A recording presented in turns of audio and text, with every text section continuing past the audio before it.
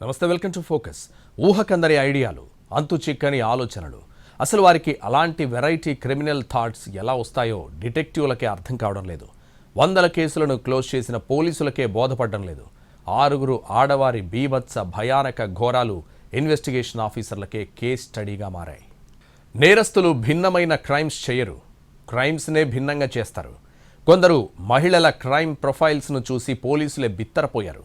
చిక్కరు దొరకరు, అస్త్రంతో పని లేకుండా శస్త్రాలతోనే చేయాల్సింది చేసేస్తారు. ఈ మధ్యకాలంలో కొందరు లేడీస్ క్రైమ్ కథా చిత్రాలు అందరినీ నివ్వెరపోయేలా చేస్తున్నాయి. లలిత లావణ్యం, సుకుమార సౌందర్యం కలబోసిన సున్నితం, అందానికి ఆత్మీయతకు నిలువెత్తు రూపం, చిన్న సమస్యకు కరిగి నీరయ్యే మానవత్వం. ఆడవారు అనగానే ఇలా ఎన్నో మాటలు, కవితలు, కోకొల్లలు. కానీ ఈ మధ్యకాలంలో కొందరు మహిళల తీరు చూస్తే అందరికీ భయమేస్తుంది. ఘోరాలకు పాల్పడిన విధానం గమనిస్తే కంగారు పుడుతుంది. రీసెంట్ క్రైమ్ ఇన్సిడెంట్స్ చూస్తే కిల్లింగ్ కు క్రియేటివ్ గా ఆలోచిస్తున్నారు. సోషల్ మీడియా సహవాసంతో రకరకాల ఆలోచనలు తడుతున్నాయో తెలియదు. సీరియల్స్ చూసి విలన్ ఆలోచనలు తటస్థిస్తున్నాయో బోధపడదు. ఓటీటీ క్రైమ్ వెబ్ సిరీస్ల ప్రేరణతో కొత్త కథలు అల్లుతారో అంతు చిక్కదు. క్రైమ్ న్యూస్ ను చదివో పదే చూసో అలా చేసి దొరకకుండా ఇలా చేసి తప్పించుకోవాలి అన్న డిఫరెంట్ గా థింక్ చేస్తారో తెలియదు. పోలీసులకు చిక్కకుండా, ఆధారాలు దొరకకుండా, ఆనవాళ్లు అర్థం కాకుండా కుట్లు అల్లికలు అల్లేసినట్టుగా కుట్రలు వల్లేస్తున్నారు. పోలీసు జాగిరాలు కూడా పసిగట్టలేనంతగా క్రియేటివ్ గా కిల్లింగ్ కహానీలను వడ్డిస్తున్నారు. లేడీస్ క్రిమినల్ ఐడియాస్, వారి మర్డర్ కాన్సెప్ట్లు చూసి పోలీసులే షాక్ తింటున్నారు. ఇల్లు, వంటగది తప్ప మరో ప్రపంచం తెలియదు అనుకునే గృహిణులు వెరైటీ ప్లాన్లతో భర్తను భూమి మీద లేకుండా చేసేస్తున్నారు. హెచ్ఐవి బ్లడ్ ఎక్కించి చంపాలి అన్న క్రూరాతి క్రూరమైన పన్నాగం ఎవరి మదిలోనైనా మెదులుతుందా? సీరియల్ కిల్లర్స్ కి కూడా ఇలాంటి ఆలోచనలు తట్టవేమో. కానీ కర్నూలులో ఓ లేడీ మాత్రం ఇలాంటి పన్నాగమే వేసి క్రైమ్ థ్రిల్లర్ వెబ్ సిరీస్ కు రియల్ స్టోరీలా మారింది. కర్నూలు ప్రభుత్వాసుపత్రి నుంచి ఓ మహిళా వైద్యురాలు స్కూటీపై ఇంటికి వెళ్తుండగా కేసీ కెనాల్ గట్టుపై గుర్తు తెలియని వ్యక్తులు బైక్తో ఢీకొట్టారు. అయ్యో, మహిళ కింద పడిందంటూ వెంటనే వారంతా వచ్చి ఆసుపత్రికి తరలిస్తున్నట్టు వీర లెవెల్లో నటించారు. అదే సమయంలో ఆ లేడీ డాక్టర్కు మరో మహిళ ఇంజెక్షన్ గుచ్చి వెళ్లింది. ఎవరో బలవంతంగా ఇంజెక్షన్ చేశారని గమనించిన లేడీ డాక్టర్ అనుమానంతో పోలీసులకు కంప్లైంట్ చేసింది. ఆ తర్వాత ఇంజెక్షన్ వెనక క్రూయల్ కనెక్షన్ వెలుగులోకి వచ్చింది. పోలీసుల ఇన్వెస్టిగేషన్ లో దిమ్మ తిరిగే విషయాలు బయటపడ్డాయి. ఆ లేడీ డాక్టర్ భర్త తెలంగాణలోని గద్వాల్లో డాక్టర్. ఇంజెక్షన్ గుచ్చిన లేడీ పేరు వసుంధర. ఈమె నర్సుగా పనిచేస్తున్న సమయంలో డాక్టర్ను లవ్ చేసింది. ఆ తర్వాత ఆ డాక్టర్ నర్సును కాకుండా మరో డాక్టర్ను మ్యారేజ్ చేసుకున్నాడు. ఆ వైద్యురాలని వివాహం చేసుకున్నందుకు, తనకు దక్కకుండా పోయినందుకు కక్ష పెంచుకుంది నర్సు వసుంధర. డాక్టర్ దంపతులపై కసి తీర్చుకునేందుకు ఆ మహిళ తనకు స్నేహితురాలైన కర్నూలు జీజీహెచ్లో పనిచేసే ఓ స్టాఫ్ నర్సు ద్వారా హెచ్ఐవి రక్తం సేకరించింది. డిసెంబర్ 27న కర్నూలు జీజీహెచ్లో హెచ్ఐవి వైరస్ రక్తాన్ని సేకరించింది. ఇంజెక్షన్లో నింపిన హెచ్ఐవి రక్తాన్ని పథకం ప్రకారం వైద్యురాలికి ఇంజెక్షన్తో ఎక్కించినట్టుగా నిర్ధారణ అయ్యింది. ఇప్పుడు ఆ నర్స్, ఆమెకు సహకరించిన ఆటో బ్యాచ్ కటకటాలు లెక్కిస్తున్నారు. ఇది కూడా ఇంజెక్షన్ మర్డరే. వివాహేతర సంబంధం కోసం కాదు, రక్త సంబంధం అయినందుకే కడతెచ్చింది ఓ కన్న కూతురు. నర్సు ట్రైనింగ్ ఇప్పించి 10 మంది ప్రాణాలు కాపాడే సేవ చేస్తుందని, వృద్ధాప్యంలో తమ ఆరోగ్యం గురించి పట్టించుకుంటుందని భావించారు.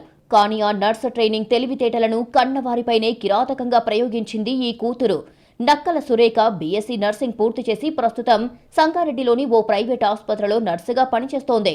ఏడాది నుంచి ఆమెకు ఇన్స్టాగ్రామ్ ద్వారా ఓ యువకుడితో పరిచయం ఏర్పడి ప్రేమగా మారింది. ఈ విషయాన్ని తల్లిదండ్రులకి చెప్పింది. అతడు వేరే కులానికి చెందినవాడని, ప్రేమ వివాహానికి తల్లిదండ్రులు తీవ్రంగా వ్యతిరేకించారు. ఈ అంశంపై కుటుంబాల్లో పలుమార్లు గొడవలు జరిగినప్పటికీ పేరెంట్స్ తమ నిర్ణయాన్ని మార్చుకోలేదు. దీంతో వారిని హత్య చేసి ప్రేమ వివాహం చేసుకోవాలని నిందితురాలు స్కెచ్ వేసింది. ఇంజెక్షన్ స్కెచ్ ప్రకారం నక్కల సురేఖ తాను పనిచేస్తున్న ఆసుపత్రిలో ఎమర్జెన్సీ అవసరాల కోసం ఉంచిన మత్ ఇంజెక్షన్లను 4 బాటిళ్లు చోరీ చేసింది. తర్వాత జనవరి 24న వీక్లీ ఆఫ్ తీసుకుని సంగారెడ్డి నుంచి మోమిన్పేటకు వచ్చింది. అక్కడ ఓ మెడికల్ షాప్లో 3 సిరంజిలు కొనుగోలు చేసి స్వగ్రామమైన యాచారం గ్రామంలోని ఇంటికి చేరుకుంది. రాత్రి భోజనం తర్వాత మరోసారి ప్రేమ వివాహం విషయమై తల్లిదండ్రులతో వాగ్వాదం జరిగింది. వారు స్పష్టంగా నిరాకరించడంతో ఇక వారిని బతకనివ్వకూడదని నిర్ణయించుకుంది. ముందుగా రాత్రి 10 గంటల సమయంలో తల్లికి ఒళ్ళు నొప్పుల మందు అని చెప్పి ఇంజెక్షన్ను అధిక మోతాదులో ఇవ్వగా ఆమె కుప్ప కూలిపోయింది. ఆమెను నిద్రపోతున్నట్లుగా పడుకోబెట్టింది. కొద్దిసేపటి తర్వాత బయట నుంచి చలిమంట కార్చుకొని వచ్చిన తండ్రికి కూడా అదే విధంగా ఒళ్ళు నొప్పుల మందు అంటూ ఇంజెక్షన్ను ఐవీ ద్వారా అధిక మోతాదులో ఇచ్చింది. దీంతో అతడు కూడా అక్కడికక్కడే చనిపోయాడు. తల్లి తండ్రి మరణాలను సహజ మరణాలుగా చిత్రీకరించేందుకు ఆస్కార్ రేంజ్లో నటించింది నక్కల సురేఖ. తన అన్నకు ఫోన్ చేసి భయపడుతున్నట్లుగా నటిస్తూ ఇంటికి రప్పించింది. తండ్రి తనతో మాట్లాడుతుండగా అకస్మాత్తుగా పడిపోయాడని పల్స్ చెక్ చేయగా మృతి చెందినట్లుగా చెప్పింది. తల్లి షాక్కి గురై స్పృహ తప్పిందని, సిపిఆర్ చేసినప్పటికీ తల్లి కూడా మృతి చెందినట్లుగా చెప్పి ఆధారాలను దాచేందుకు ప్రయత్నించినట్లు పోలీసులు తెలిపారు. అయితే ఘటనా స్థలంలో ఉపయోగించిన 2 సిరంజీలు, వాటిపై రక్తపు చుక్కలతో పోలీసులకు అనుమానం వచ్చింది. మృతుల కుటుంబ సభ్యులు కూడా చిన్న కూతురిపై అనుమానం వ్యక్తం చేయడంతో ఆమెను ప్రశ్నించారు. చివరికి నేరాన్ని అంగీకరించినట్లుగా పోలీసులు వెల్లడించారు. నక్కల సురేఖ నక్కజిత్తుల ఇంజెక్షన్ డ్రామాను బయటపెట్టారు. నవ్వుతూ పలకరిస్తారు, ఆత్మీయంగా అన్నం వడ్డిస్తారు, ప్రేమతో కూల్ డ్రింక్ ఇస్తారు. ఇచ్చిన వాళ్ళు బాగానే ఉంటారు, పుచ్చుకునే వారే పైలోకాలకు పయనమవుతారు. ఆత్మీయంగా ఆప్యాయంగా చంపేసేవాళ్ళు కూడా ఉంటారా? కొందరు ఉంటారు. కటకటాల్లో ఉన్న భర్తను బెయిల్ మీద బయటకు రప్పించి మరీ మరో ఇల్లాలు కిరాతక ప్రణాళిక వేసింది. ఇంకో రాష్ట్రంలో house wife snake strategy state పోలీసులను షేక్ చేస్తున్నది. ముగ్గురు లేడీస్, ముగ్గులోకి దింపే కిలాడీస్, పైకి కనబడని రౌడీస్, రక్తపు చుక్క రాలకుండా చేతికి మట్టంటకుండా క్షణాల్లో ప్రాణాలను యమపురికి పార్సల్ చేసే ఎక్స్పర్ట్స్. చూడ్డానికి అమాయకంగా కనిపించే ఈ ముగ్గురు మహిళలే ఆ మహాముదుర్స్. 4 హత్యలు, 3 మహిళలు, 26 నెలలు, చిక్కలేదు, దొరకలేదు. చాలా ఈజీగా చంపేశారు. నగల కోసం ఒకరిని, అప్పు కట్టమంటున్నారని మరొకరిని, ఇచ్చిన డబ్బులు ఇవ్వాలి అన్నందుకు మరొకరిని. కామన్ పాయింట్ ఒక్కటే, ఆస్తులు, నగలు, అప్పులే. అప్పనంగా అన్నీ కొట్టేయాలని. కానీ బంధువులకు అనుమానం రాలేదు, పోలీసులకు అంతుబట్టలేదు. అలాగని వీరేమీ తప్పించుకొని తిరగలేదు. పగడ్బందీగా చంపేసి వీధుల్లోనే తిరిగారు. ఆప్యాయంగా అన్నం పెట్టారు, అనురాగంతో కూల్ డ్రింక్లిచ్చారు. చాలా ఈజీగా ప్రాణాలు తీసేశారు. అప్పులు, నగలు, డబ్బు కోసమే చంపేశారు. కానీ ఎలా చంపారు? ఎవరికి అనుమానం రాకుండా ప్రాణాలెలా తీశారు? పోలీసులకు సైతం అంతు చిక్కని రీతిలో ఎలా అంతం చేశారు? చంపడానికి ముందు ఇచ్చింది మందు, ఆహారం, కూల్ డ్రింకే. మరి ఇందులో చావడానికి ఏముంది? ఆ చావు తెలివితేటలతోనే చావును రిటర్న్ గిఫ్ట్గా ఇచ్చారు. కూల్ డ్రింక్, ఫుడ్ తిన్న తర్వాత చనిపోయారు. ఎందుకంటే అందులో ఈ ముగ్గురు కలిపింది సైనేడ్. అవును, మీరు విన్నది నిజమే, సైనేడ్. 2024 జూన్లో నాగురుబీకి బ్రీజర్లో సైనేడ్ కలిపిచ్చి చంపేశారు. 2024 ఏప్రిల్లో అదే తెనాలిలోని మోషేకు కూడా బ్రీజర్లో సైనేడ్ కలిపే హత్య చేశారు. 2023 ఆగస్టులో తమ ఇంటి సమీపంలో ఉండే నాగమ్మను కూడా ఇదే సైనేడ్తోనూ సమాధికి పంపారు. 2022లోనూ స్వయాన అత్తైన సుబ్బలక్ష్మి ప్రాణాలను సైతం సైనేడ్తోనే గాల్లో కలిపారు. వీరి లక్ష్యం అప్పులు ఎగ్గొట్టడం, ఆస్తులు కాజేయడం, ఆభరణాలను దోచుకెళ్లడం. వీరి ఆయుధం మాత్రం సైనేడ్. రక్తం చిందకుండా ఎవరు చంపారో అంత ఈజీగా బయటపడనివ్వకుండా సైనేడ్తో ఊపిరి తీసేశారు. వడియాలు వేసినంత ఈజీగా ఈ రేంజ్ ఐడియాలు వీరికి ఎలా తట్టాయి అన్నది పోలీసులకు అంతుబట్టలేదు. ఇది మరో ఇల్లాలి కిరాతక, పైశాచిక ఆలోచన. బహుశా ఏ భార్యకు ఇలాంటి దారుణమైన తలంపు రాదేమో. భర్త జైల్లో ఉంటే అల్లాడిపోయే పెళ్లాలు ఉంటారు. ఎప్పుడెప్పుడు జైలు నుంచి బయటికి వస్తాడా అని ఎదురు చూస్తుంటారు. కానీ ఈ కిలాడి మాత్రం జైల్లో ఉన్న భర్తకు బెయిల్ ఇప్పించి బయటికి రప్పించి మరీ చంపేసిందే. ఈ ఫోటోలో ఉన్న దంపతుల పేర్లు లాలు శ్రీను, ఝాన్సీ. ప్రకాశం జిల్లా పెద్దదోర్నాల నివాసం. లాలు శ్రీను లారీ డ్రైవర్గా పనిచేస్తూ కుటుంబాన్ని పోషించేవాడు. వీరిద్దరికీ 17 ఏళ్ల క్రితం పెళ్లయ్యిందే. 3 పిల్లలు కూడా ఉన్నారు. లారీ డ్రైవర్గా పనిచేసే శ్రీను చెడు వ్యసనాలకు అలవాటు పడ్డాడు. గంజాయి అమ్ముతూ 2 నెలల క్రితం పోలీసులకు దొరికి జైలుకు వెళ్లాడు. పెద్ద దోర్నాలలో మెకానిక్ షాపు నడుపుతున్న ఝాన్సీ తమ్ముడు అశోక్ కుమార్ దగ్గరికి సూర్యనారాయణ అనే వ్యక్తి తరచూ వచ్చేవాడు. పక్కనే కూల్ డ్రింక్ షాపు నిర్వహిస్తున్న ఝాన్సీతోనూ సూర్యనారాయణకు పరిచయమయ్యింది. అది కాస్త వివాహేతర సంబంధానికి దారితీసింది. ఈ వ్యవహారం భర్త లాలు శ్రీనుకు తెలియడంతో ఇద్దరికీ తరచూ గొడవ జరిగేది. అప్పుడప్పుడు ములాఖత్కు వెళ్లిన టైంలో భర్త ఇదే విషయంపై కోప్పడుతుండడంతో చంపేయాలి అని డిసైడ్ అయ్యింది. అతనికి బెయిల్ ఇప్పించి మరీ సొంత తమ్ముడితో పాటు ప్రియుడి సహకారం తీసుకుని హత్య చేయించింది. తప్పించుకోవడానికి రకరకాల పన్నాగాలు వేసి దొరికిపోయింది. ఉత్తరప్రదేశ్లో ఓ భార్యామణి అందరికంటే భిన్నంగా ఆలోచన చేసింది. అసలు ఆమెకు అలాంటి ఐడియా ఎలా తట్టిందో పోలీసులకే కాదు, ఎవరి బుర్రకు అర్థం కాలేదు. కట్టుకున్న భర్తతో చక్కగా కాపురం చేయాల్సింది పోయి వెరైటీ ఆలోచనతో ఏకంగా కాటికి పంపే ప్రణాళిక వేసింది. ఈ కేసు ఉత్తరప్రదేశ్ పోలీసులకు కేస్ స్టడీగా మారింది. ఉత్తరప్రదేశ్లోని పెద్ద నగరాల్లో మీరట్ కూడా ఒకటి. ఒక మరణ వార్త మీరట్ మొత్తం చర్చనీయాంశమయ్యింది. ఒక భార్య తన భర్త మరణంపై నింగిని తాకేలా రోదించింది. అయ్యో, తన భర్త తనను అనాథను చేసి వెళ్లిపోయాడేనని ఏడుపుతో అన్ని వీధులను ఏకం చేసింది. పాము కాటుతో చనిపోయాడు, ఇదిగో పాము అంటూ లీటర్ల కొద్దీ కన్నీళ్లు కార్చింది. అయ్యో పాపం, పాము కాటుకు బలయ్యాడా అంటూ అందరూ భార్య దుఃఖంతో కోరస్ అందుకున్నారు. పోలీసులు కూడా ఘటనా స్థలానికి వచ్చారు, కేసును ఫైల్ చేశారు. సాధారణ ప్రక్రియలో భాగంగా మృతదేహాన్ని పోస్టుమార్టం కోసం పంపించారు. అక్కడే కేసు మరో మలుపు తిరిగింది. ఇతను చనిపోయింది పాము కాటుతో కాదని పోస్టుమార్టం నివేదిక స్పష్టం చేసింది. రిపోర్టు చూసి మీరట్ పోలీసులు షాక్ అయ్యారు. విషపూరిత పాము కాటేయడంతో తన భర్త చనిపోయాడు అని నాన్ స్టాప్ గా భార్య ఏడుస్తోంది.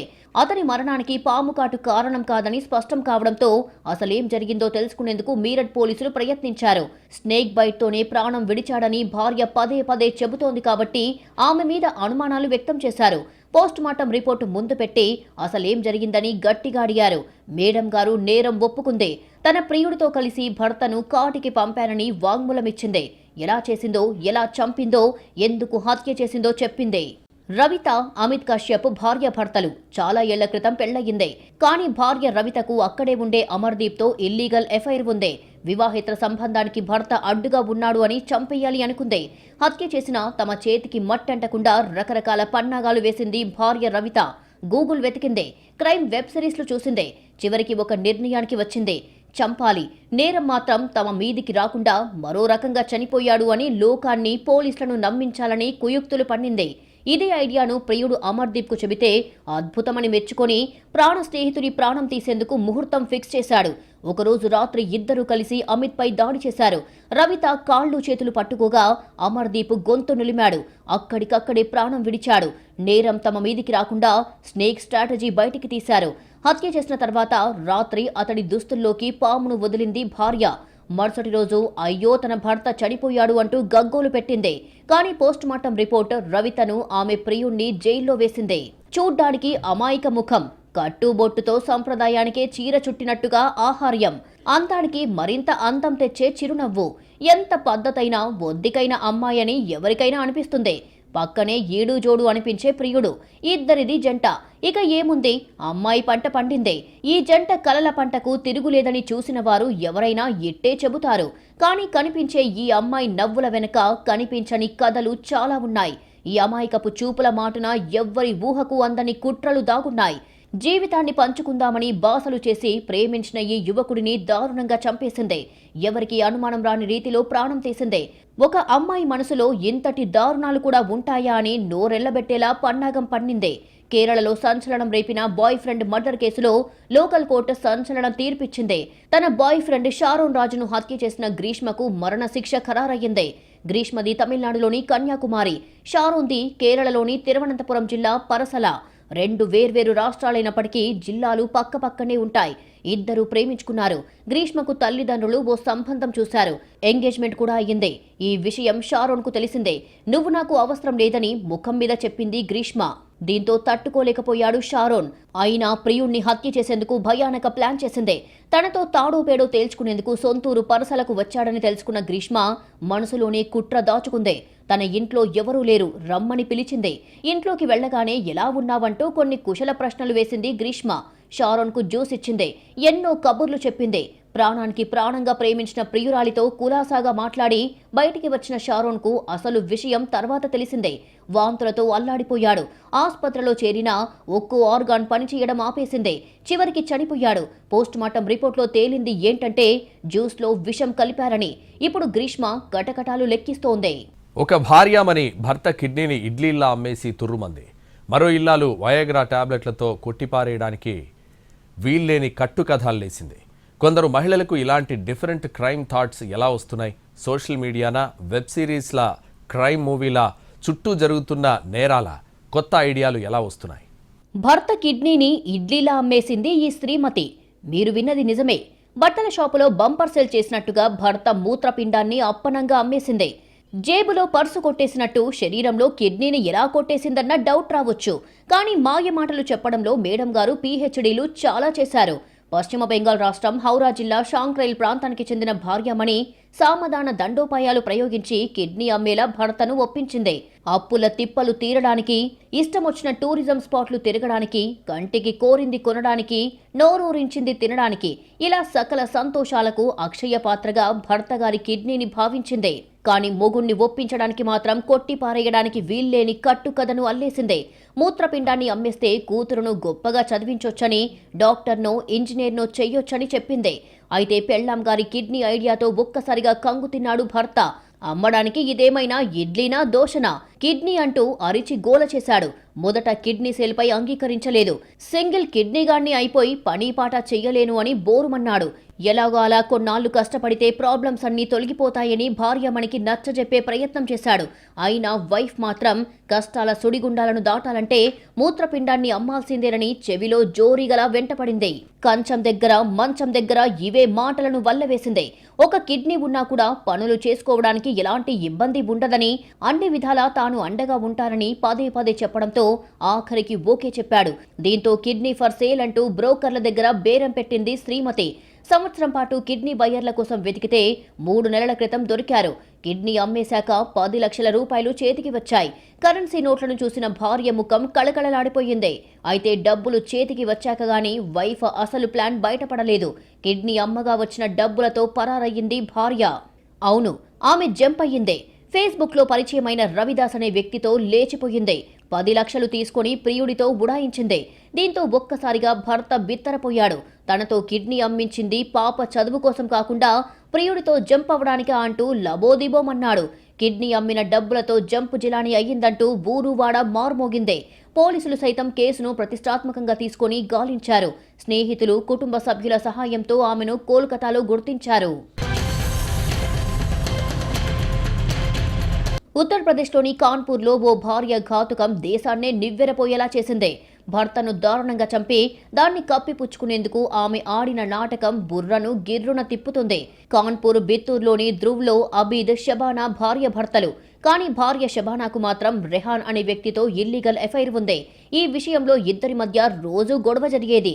తప్పటడుగులు ఎందుకు వేశావని, మరోసారి ఇలాంటి పనులు చేస్తే చూస్తూ ఊరుకోను అని భార్యను చాలాసార్లు బెదిరించాడు భర్త అబీద్. అయినా షబానా తీరు మారలేదు. చాటుమాటు వ్యవహారాలను మరింత రెచ్చిపోయి కొనసాగించింది. భర్తనే లేకుండా చేస్తే తమకు అడ్డు అదుపు ఉండదు అని భావించింది. తన భర్త చనిపోయాడు అంటూ అరుపులు, కేకలు వేసింది షబానా. పక్కనే ఉండే తన సోదరుడు సలీం దగ్గరికెళ్లి అబీద్ ఇక లేడు అని గొల్లుమందే. వయాగ్రా టాబ్లెట్లు అధిక మొత్తంలో తీసుకోవడంతో చనిపోయాడు అని చెప్పింది. దీంతో అందరూ షాక్ అయ్యారు. కలయిక సామర్థ్యం పెంచే వయాగ్రా టాబ్లెట్లు ఎందుకేసుకున్నాడు, ఏకంగా 8 టాబ్లెట్లు వేసుకోవాల్సిన అవసరం ఏంటని మాట్లాడుకున్నారు. అయితే అసలు విషయం తర్వాత తెలిసి షాక్ అయ్యారు. వయాగ్రా టాబ్లెట్ల ఎఫెక్ట్తో బావ చనిపోయాడు అని అందరూ మాట్లాడుకుంటున్నా తన అక్క తీరుపై అనుమానం వ్యక్తం చేశాడు తమ్ముడు సలీం. దీంతో పాటు అబీద్ మెడపై గాయాలు ఉన్నాయని గుర్తించారు. దీంతో గొంతు చుట్టూ ఉరిబిగించిన ఆ గీతలేంటని ప్రశ్నించాడు. ఈ క్వశ్చన్స్ కు సమాధానం చెప్పలేక నీళ్లు నమిలింది షబానా. ఒక్క అనుమానాన్ని కూడా నివృత్తి చేయలేకపోయింది. దీంతో అందరిలోనూ డౌట్స్ పెరిగాయి. దీంతో షబానాకు స్వయాన తమ్ముడైన సలీం, అక్కతో పాటు ఆమె ప్రియుడు రెహాన్ పై అనుమానాలు ఉన్నాయని పోలీస్ స్టేషన్లో కేసు పెట్టాడు. చివరికి పోలీసుల విచారణలో నిజం ఒప్పుకుందే. గొంతు నిలిమి చంపి వయాగ్రా ఓవర్డోస్ డ్రామా ఆడాను అని చెప్పింది. ఇలా చెప్పుకుంటూ పోతే ఎన్నో దారుణాలు. సున్నితంగా కనిపించే కొందరి ఆడవారిలో భయానక, బీభత్స ఆలోచనలు. వడియాలు వేసినంత ఈజీగా క్రిమినల్ ఐడియాలు వేస్తున్నారు. జీవితం కోసం కాకుండా భర్త అంతం కోసం క్రియేటివ్గా ఆలోచిస్తున్నారు. నేరాలు, ఘోరాల్లో మగవారి సంఖ్య ఎక్కువైనా ఈ మధ్య పెరుగుతున్న క్రైమ్స్లో మాత్రం లేడీస్ నంబర్ పెరుగుతోంది. అందులోనూ వెరైటీ ఐడియాలతో చంపేస్తున్నారు, జైలు పాలవుతున్నారు, పిల్లలను అనాథలను చేస్తున్నారు. ఎన్ని ఖతర్నాక్ పన్నాగాలు వేసినా ఏదో ఒక రోజు దొరక్క తప్పదు, చిప్పకూడు కూడా తప్పదని మాత్రం గ్రహించలేకపోతున్నారు.